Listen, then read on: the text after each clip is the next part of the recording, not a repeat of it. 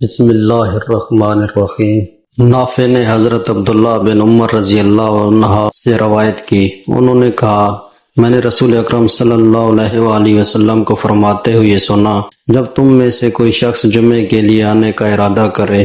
تو وہ غسل کر لے۔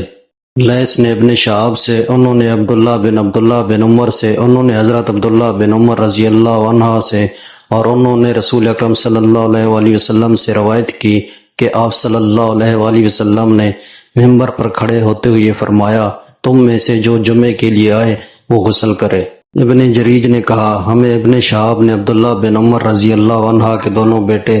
سالم اور عبداللہ سے خبر دی، انہوں نے حضرت ابن عمر رضی اللہ عنہ سے اور انہوں نے نبی کریم صلی اللہ علیہ وآلہ وسلم سے اس سب کا حدیث کے مانند روایت کی۔ حضرت عبداللہ رضی اللہ عنہ سے روایت ہے کہ حضرت عمر بن خطاب رضی اللہ عنہ جمعے کے دن لوگوں کو خطاب فرما رہے تھے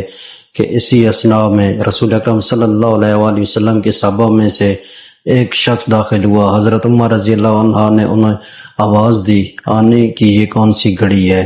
انہوں نے کہا میں آج مصروف ہو گیا، گھر لوٹتے ہی میں نے اذان سنی اور صرف وضو کیا اور حاضر ہو گیا۔ حضرت عمر رضی اللہ عنہ نے کہا اور وہ بھی صرف وضو، حالانکہ آپ کو معلوم ہے کہ رسول اکرم صلی اللہ علیہ وآلہ وسلم نے غسل کرنے کا حکم دیا ہے۔